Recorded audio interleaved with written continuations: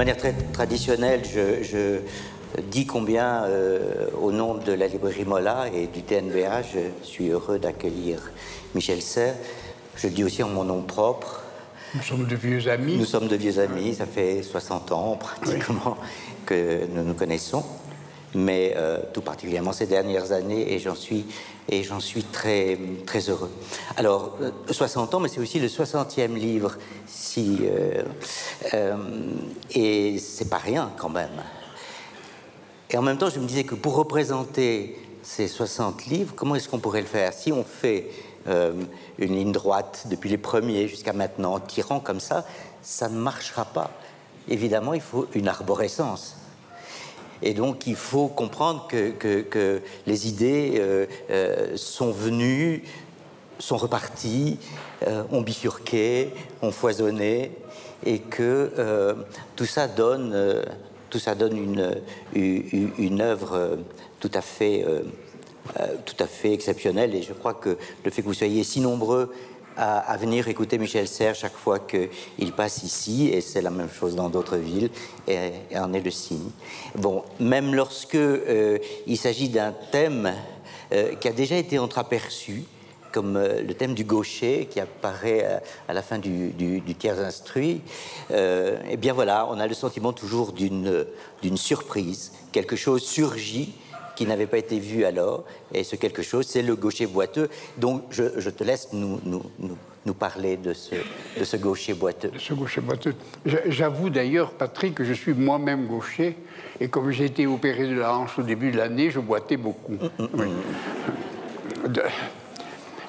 Alors, comme tu parles d'arborescence et de bifurcation, je voudrais commencer à parler en prenant un exemple très simple de bifurcation. Si vous passez par Paris, et en particulier dans le 15e arrondissement, vous allez tomber obligatoirement sur une station de métro qui s'appelle Boucicaut. Et ce nom-là, c'est un nom propre, est un nom assez peu connu, et pourtant il mérite d'être connu parce que justement c'est un inventeur. Et il a inventé quelque chose que vous connaissez tous, parce que vous le pratiquez pratiquement 2 ou 3 fois par semaine. Il a inventé les grands magasins. Et en particulier, il a construit un grand magasin qui existe encore, qui s'appelle le Bon Marché. Donc il a inventé le grand magasin. Alors essayons de voir ce que ça veut dire, cette invention-là, de la grande surface. Alors la première idée que j'ai eue en voyant et en étudiant en lisant le roman de Zola qui s'appelle Le Bonheur des Dames et qui raconte l'histoire de Boucicaut, voilà ce qu'il faut dire. Eh bien, en lisant ce livre-là, on s'aperçoit que Boucicaut a inventé d'abord 2 ou 3 choses. Il a d'abord inventé de multiplier la surface d'une boutique ordinaire, c'est-à-dire il n'a fait qu'augmenter l'idée déjà là, et que d'autre part, il a rassemblé sur cette surface énorme la plupart des boutiques qui se trouvent dans la rue, c'est-à-dire les vêtements, l'alimentation, les outils, etc., bijouterie, tout ce que vous voudrez. Donc il a simplement eu l'idée d'élargir et puis aussi de minimiser, parce que le client ou la ménagère faisait des centaines de mètres ou même des kilomètres pour aller de telle boutique à telle autre boutique, tandis que là, précisément, dans un grand magasin, elle a tout à portée, c'est pas loin. Donc il maximise la surface, il minimise le transport. Voilà une première invention. Et cette invention a un succès fou, parce qu'il ouvre le Bon Marché, et il disait d'ailleurs je vais organiser l'émeute. Effectivement, c'est une émeute, il a un monde fou, et il est très content de sa réussite, et tout le monde, à la fois, l'applaudit et le jalouse. Et voilà ce qui se passe, c'est que 6 mois après, 12 mois après, 18 mois après, son chiffre d'affaires plafonne.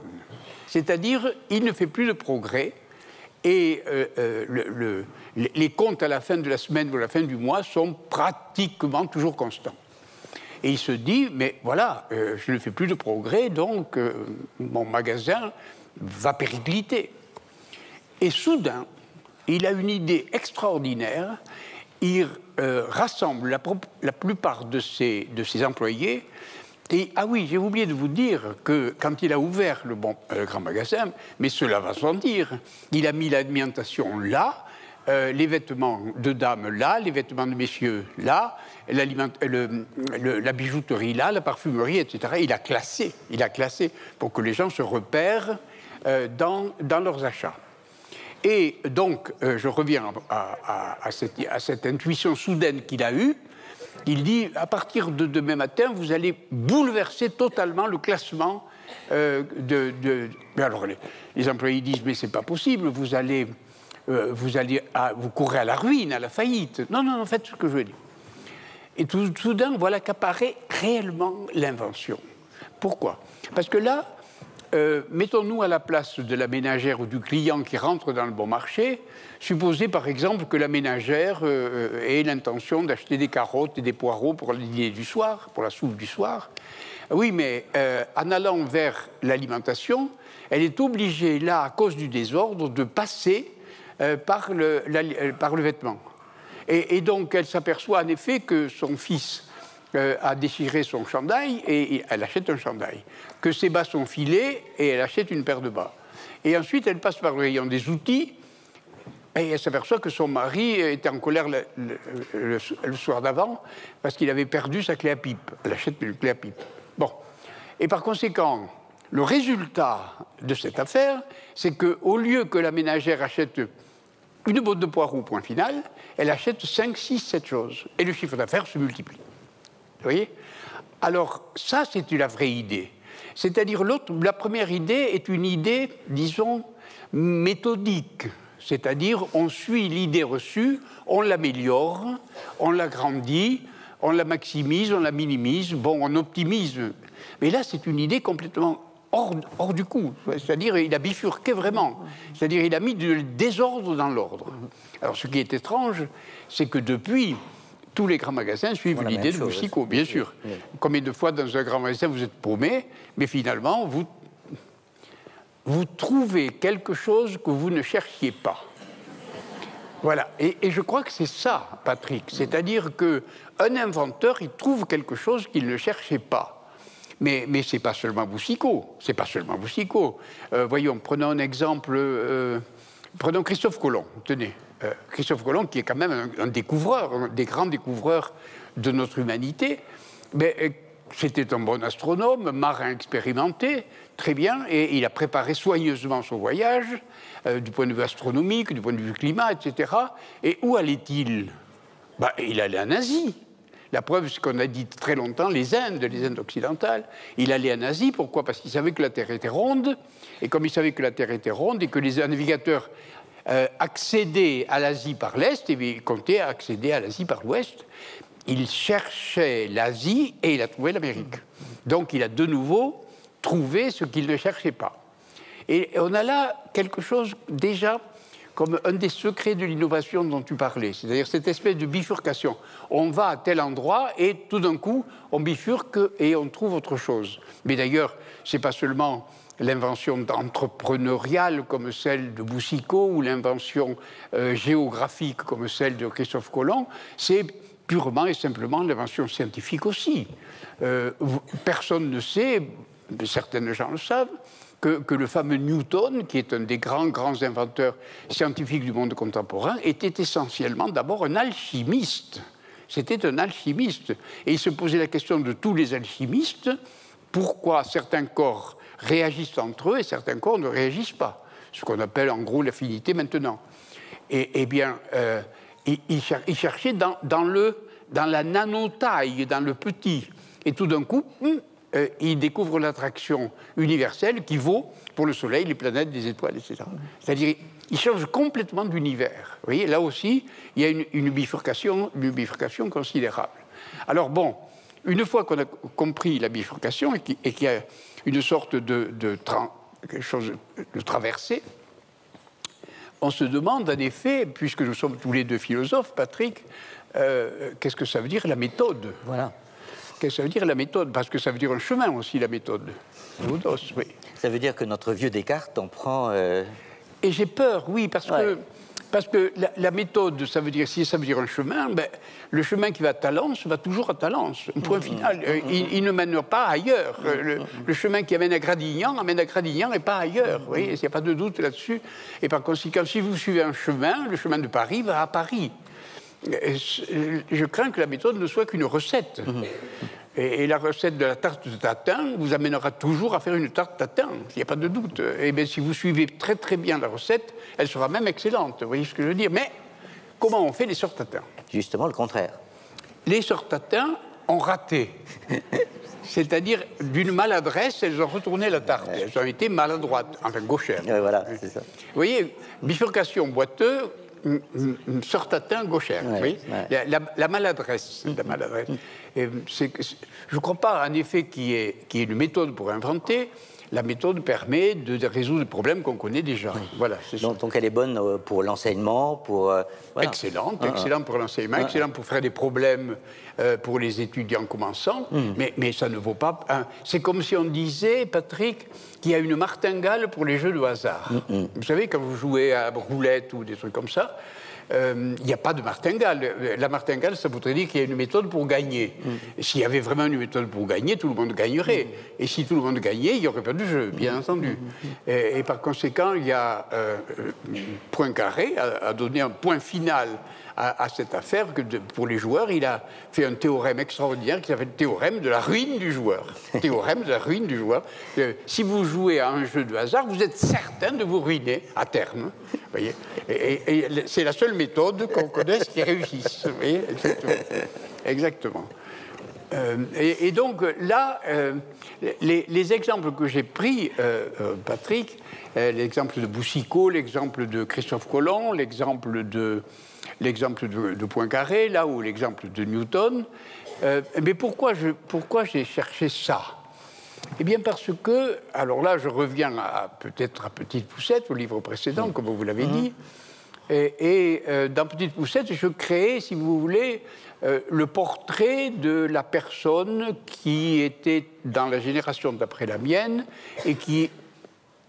Attendez, quand je m'occupe de mon ordinateur, je suis assez adapté à ces problèmes, mais comme je suis un vieillard, n'est-ce pas, un vrai vieillard, je dirige mon ordinateur comme un outil, mais comme un outil, comme si j'étais extérieur à cet outil. Tandis que Petite Poucette a l'air comme ça de faire comme moi, mais ce n'est pas vrai. Elle vit dans un monde impliqué par ses outils. Ce qui est très différent, il fallait vraiment faire le portrait de cette personne.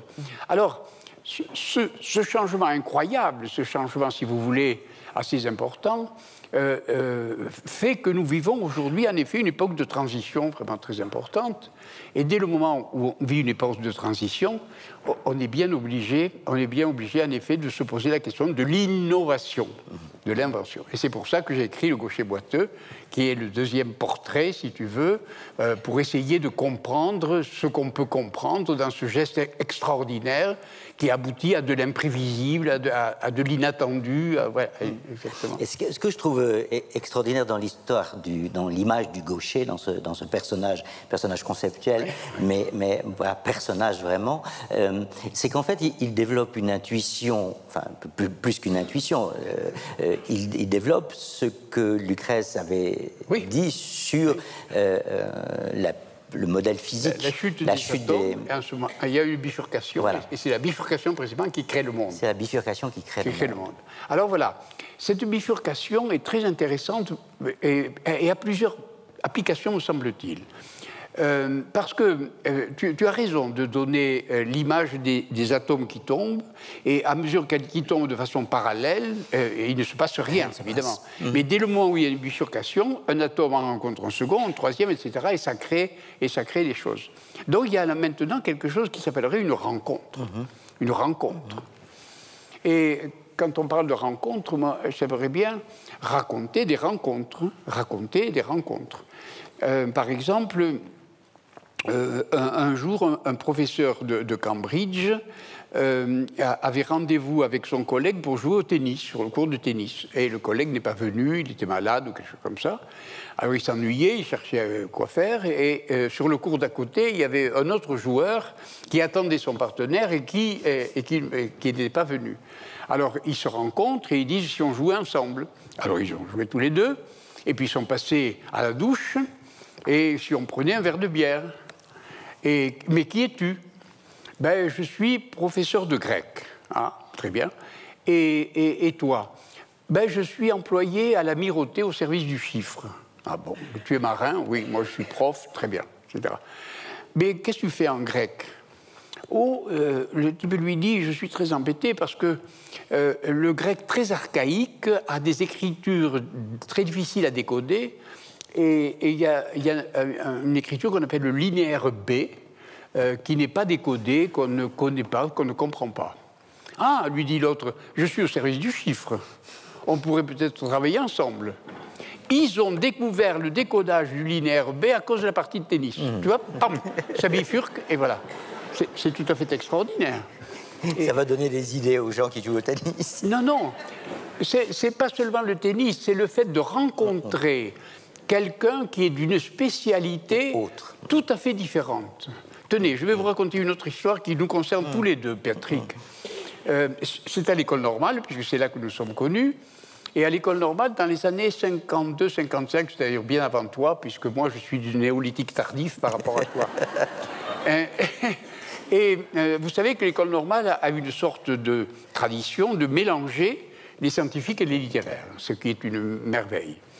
Et alors la scène se passe au restaurant, au pot de l'école normale, et les tables sont de 8, il y a 7 scientifiques dans cette table et un littéraire. Très bien.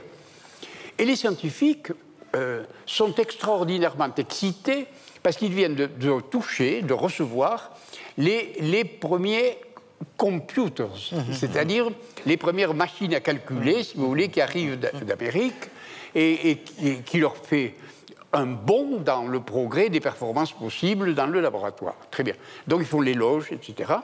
Et soudain, un des scientifiques se tourne vers le littéraire et lui dit écoute, puisque toi tu t'occupes des mots, tu es un littéraire, j'ai un problème, moi, on ne peut pas appeler ça un compteur, parce que ça serait la meilleure traduction de computer. Or, le compteur, c'est déjà pris pour le gaz et l'électricité. Et comment on pourrait appeler ça? Et le littéraire dit de façon timide, moi, vous savez, je suis spécialiste du latin tardif tel qu'on l'utilisait au Moyen-Âge dans la théologie scolastique. Les scientifiques lui disent, tu vois, ça ne sert à rien la littérature, ça sert à etc. Donc, mépris total. Et puis, il continue à faire l'éloge du computer, vous voyez.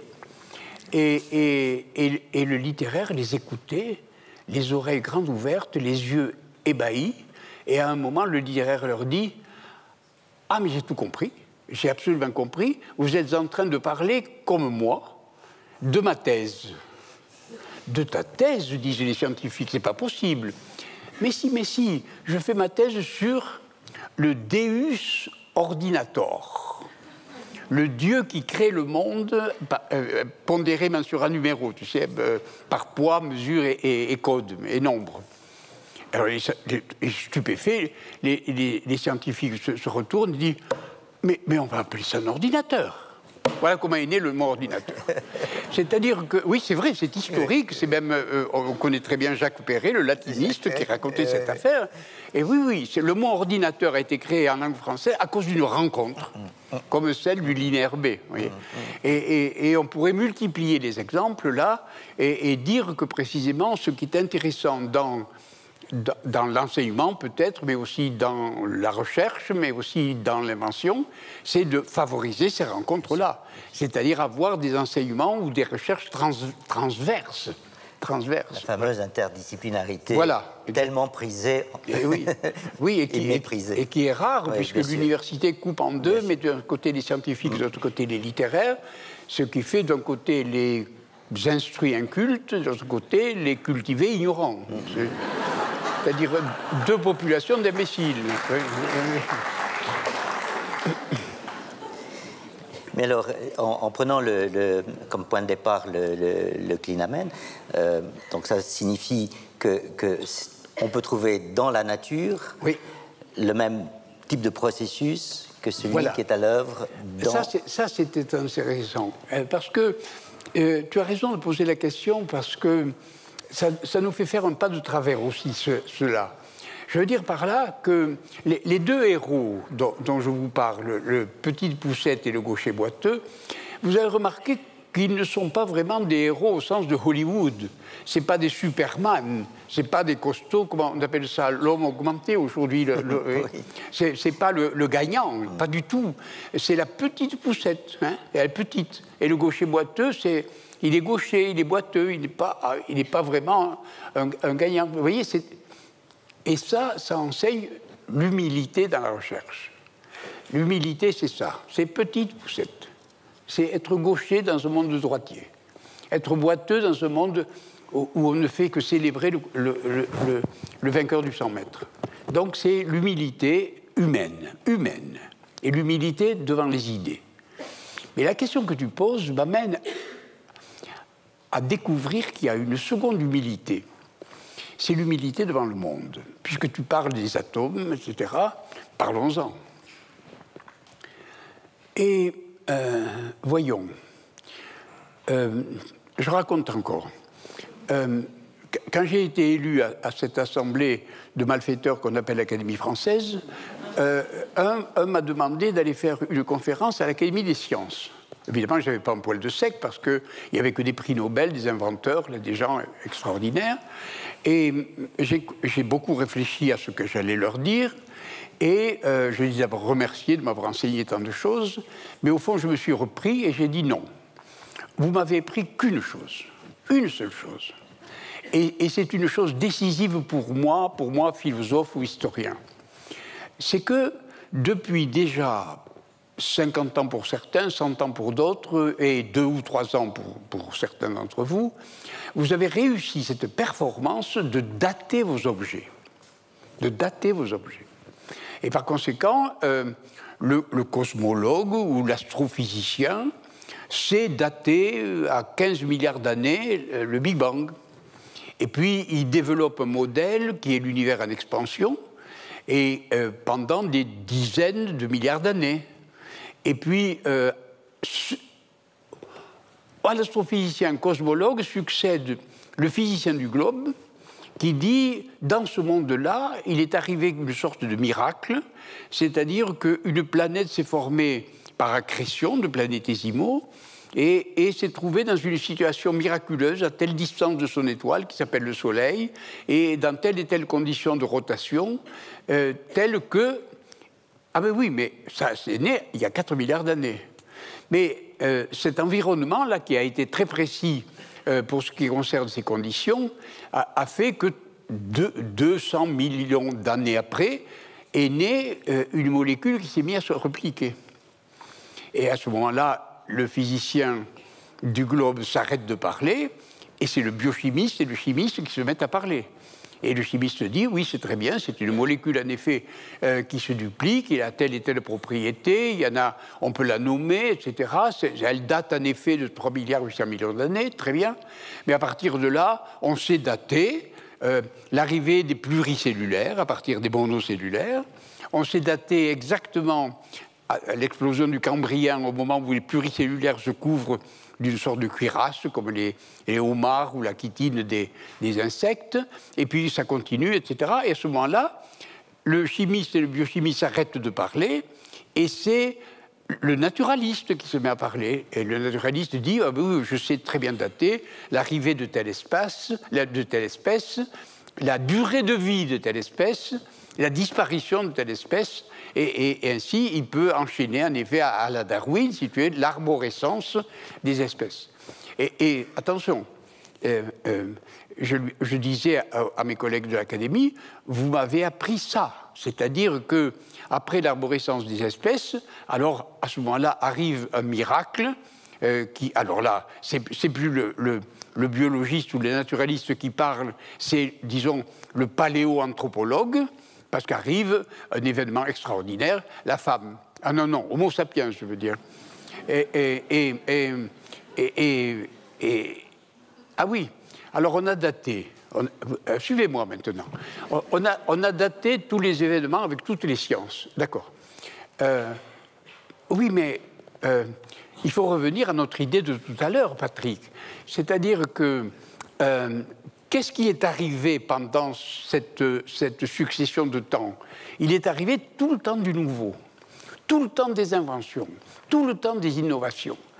Par exemple, quand je parle de la création de la Terre, c'est une sorte d'événement incroyable. Il y a des bombardements qui se font là, des planétésimaux qui accrètent ensemble, et cette planète se forme à tel et tel endroit. C'est une nouveauté incroyable, une originalité terrible. Donc le monde invente. Donc il n'y a pas que nous qui inventons. Le monde invente, il invente des supergéantes bleues, il invente des galaxies, il invente des trous noirs, il invente des planètes qui n'ont aucun rapport les unes avec les autres. Et sur cette planète arrive ce qu'on appelle la vie, et la vie se met à inventer sans arrêt. C'est-à-dire qu'il n'y a rien de plus extraordinaire que l'arrivée d'une baleine, que l'arrivée d'un ours, que l'arrivée d'un cobra, que l'arrivée d'un arthropode, et ainsi de suite. Par conséquent, cette espèce de diversité, de pluralité prouve que la vie invente. Nous ne sommes pas les seuls à inventer. Nous ne sommes pas les seuls à inventer. Et c'est pourquoi je suis très reconnaissant à ta question de dire en effet, il y a un modèle naturel de l'invention. Et ça, c'est la seconde humilité. La première humilité, c'est petite poussette et le gaucher boiteux. Mais l'humilité essentielle de l'inventeur, c'est, voyons, mais comment le monde fait ? Nous ne sommes pas les seuls à inventer. Nous ne sommes rien par rapport au monde. La richesse extraordinaire d'invention du monde. Voilà. D'autant que cette nature, oui, comme tu le fais remarquer, elle n'a pas cessé de produire. Voilà, c'est ça. Elle n'a jamais cessé de produire. Et alors, je mets, si tu veux, dans mon exposé, tu as remarqué que j'ai mis la ligne des choses naturelles qui se produisaient et la ligne des sciences. Comme si les sciences ensemble produisaient le monde, tu vois. Et ça, c'est intéressant à voir pour deux raisons. La première, c'est que, voyons, j'ai dit qu'à chaque étape, si on peut appeler ça des étapes, apparaissait ou surgissait ou émergeait une chose nouvelle, un serpent, un quadrupède, un bonobo, etc. Et inattendu, complètement inattendu. Alors, comment on pourrait appeler ça? On pourrait appeler ça un récit. C'est un récit. C'est-à-dire qu'il y a à peine quelques temps, jusqu'à Auguste Comte et d'autres gens, quand on parlait de toutes les sciences, on parlait d'une encyclopédie. Hein, et cette encyclopédie était dessinée, en gros, dans un cercle, dans un espace. Maintenant, c'est plus comme ça. On peut raconter toutes les sciences selon un récit. Ça fait une sorte de chronopédie, si vous voulez, mais que j'appelais ça tout simplement un grand récit. Ah, c'est un récit, donc. Ah, mais voyons, mais ça, c'est les scientifiques de la table qui racontent ça. Mais moi, je suis un littéraire spécialiste de latin tardif, du latin tardif médiéval et scolastique. Je ne comprends rien de tout ça. Mais moi, je sais ce que c'est qu'un récit. Parce que moi, j'ai lu des tragédies, j'ai lu des romans, j'ai lu des nouvelles. Et qu'est-ce que c'est qu'un roman réussi, Patrick? Qu'est-ce que c'est qu'une tragédie ou une comédie réussie sur ces planches-là du théâtre? Mais c'est qu'il y a des coups de théâtre, n'est-ce pas? Et c'est les coups de théâtre qui font l'intérêt ou le suspense du récit, bien entendu.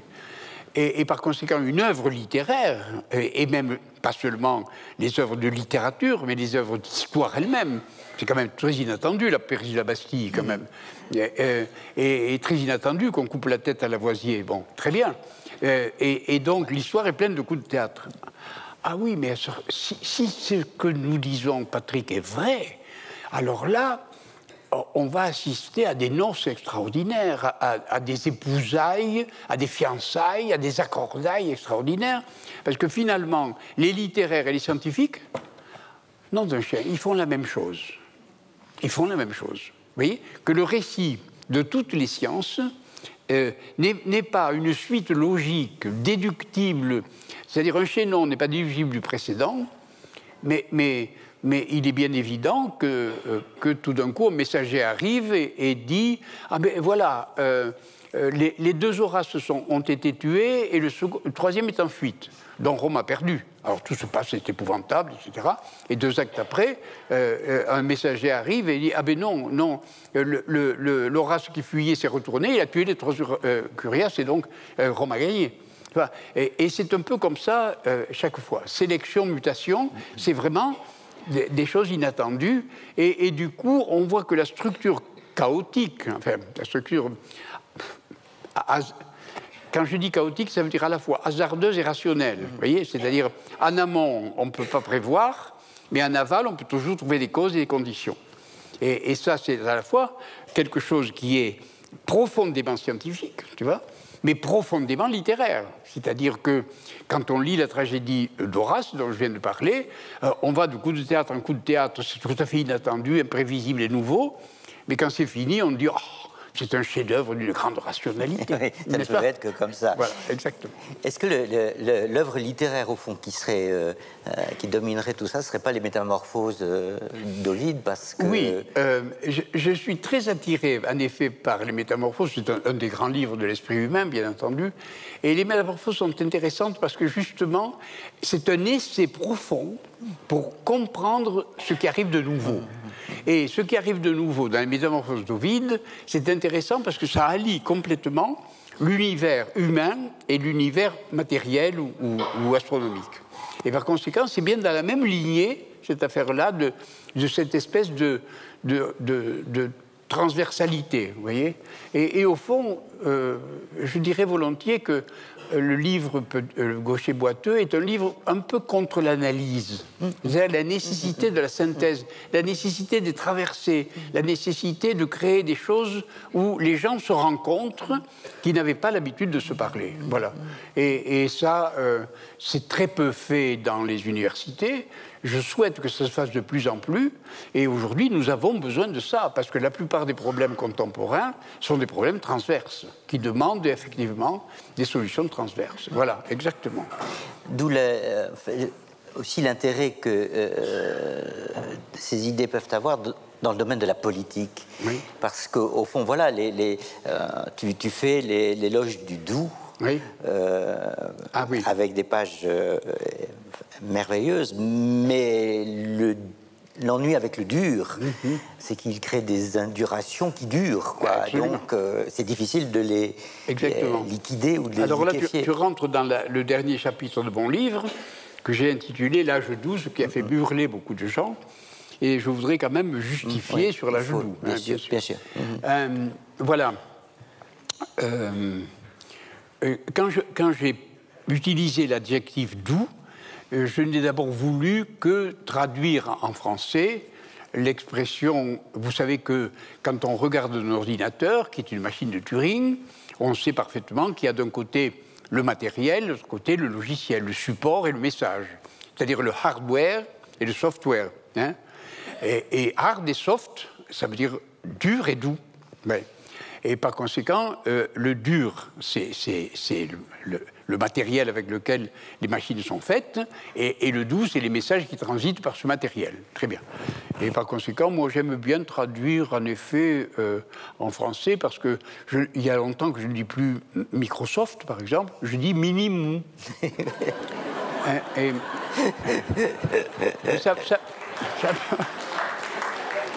Ça perd un peu de son prestige, évidemment. Oui, oui, oui. Surtout que ce n'est pas vraiment une vantardise sexuelle, évidemment. Mais parler en français plutôt qu'en anglais, c'est assez réjouissant. Donc je dis doux au lieu de dire soft. Donc, si tu veux, c'est d'abord annoncer que l'âge doux, c'est l'âge où précisément les nouvelles technologies sont arrivées et ont bouleversé les relations humaines, les métiers, enfin tout ce qu'on peut imaginer, et que nous vivons aujourd'hui dans cette espèce de bascule de culture. Très bien, ça veut dire aussi ça. Mais tu parles de politique maintenant, ça m'arrive rarement de parler politique, bien sûr, mais il y a quelque chose à dire sur ce point. Et ce quelque chose à dire, je voudrais le raconter de façon un peu concrète. Vous savez que quand vous allez à Arcachon, vous voyez des pins. Mais quand vous allez dans les Alpes, vous voyez des sapins, et ainsi que dans les Vosges. Et la différence entre les deux arbres, c'est que le sapin a une forme pyramidale ou conique. Et vous posez la question de savoir pourquoi ce sapin avait une forme pyramidale ou conique. Eh bien, quand j'étais justement à l'Académie des sciences, il y avait une merveilleuse petite dame qui était botaniste et qui m'a dit « je vais vous l'expliquer très simplement ». Et les cellules de la cime sécrètent un poison très toxique qui descend le long du tronc. Et en effet, en descendant le long du tronc, le poison en question perd peu à peu de sa toxicité, forcément. Donc il est très toxique au voisinage de la cime et dont les arbres et les branches se développent très peu. Et à mesure qu'il descend, il est de moins en moins toxique, donc les branches se développent de plus en plus. Vous voyez, et c'est pour ça que le sapin a une forme pyramidale. Alors évidemment, j'ai été très content d'entendre ça parce que c'est une bonne expression de ce que c'est que le pouvoir. N'est-ce pas ?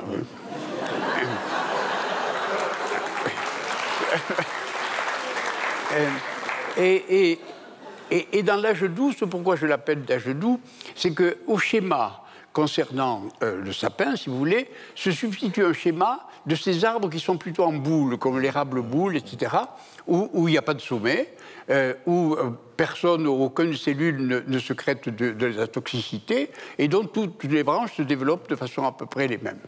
Voilà. Donc, ah oui, on peut donner une image plus concrète de cette affaire-là, encore plus concrète, si vous vous appliquez, en comparant les médias.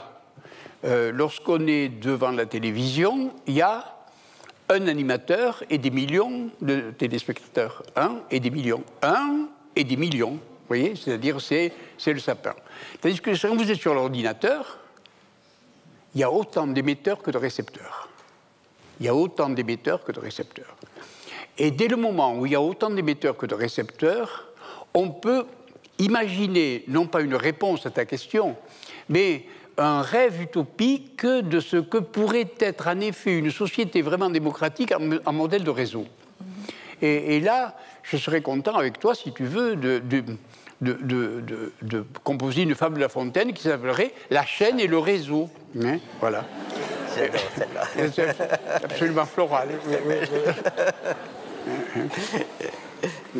C'est un retour en fait, c'est un retour au socialisme utopique, exactement. Contre le socialisme dit scientifique dont on a vu on a dit le plus grand bien et on a vu le plus grand mal. Oui. Et finalement, c'est cette espèce de retour.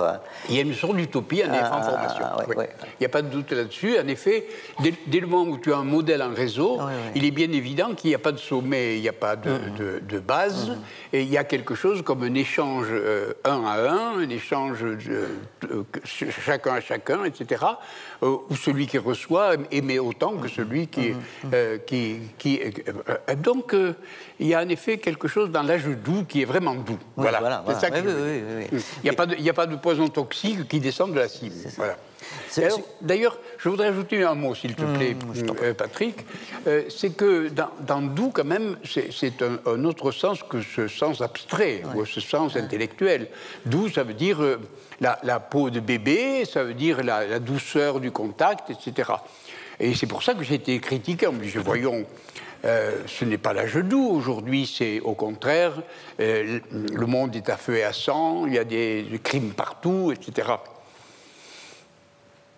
Alors maintenant, je voudrais m'adresser à mes auditeurs ce soir et leur demander instamment, quand vous rentrerez chez vous, prenez votre ordinateur et tapez sur l'ordinateur causes de mortalité dans le monde.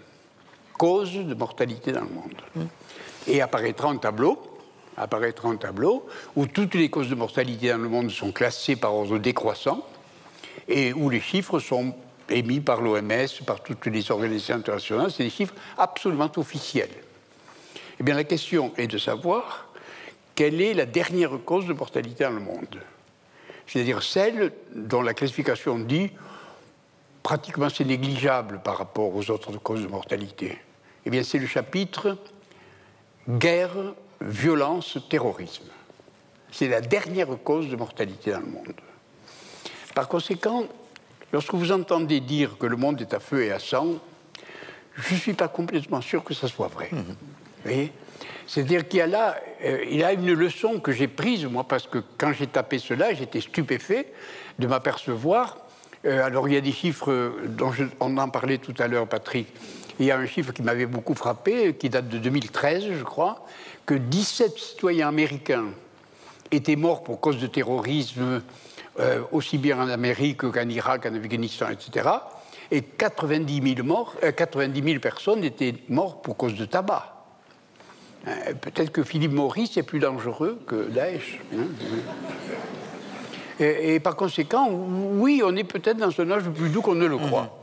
Enfin, plus doux que les médias ont tendance à nous le faire présenter. Oui, voilà. C'est ça que je veux dire. Donc, je persiste ces signes. Nous sommes dans un âge doux. Et non seulement ça, mais je l'ai dit suffisamment avant, c'est que nous sommes dans une période qui dure 70 ans et nous sommes en paix dans notre coin d'Europe. Oui. Hein? Donc, c'est bien un âge doux. Il n'y a pas de doute là-dessus. Voilà. Est-ce qu'on laisse un peu de temps pour que les gens posent des questions? Je voudrais finir sur un point, s'il te plaît. Jusqu'à maintenant, j'ai fait l'éloge de l'âge doux.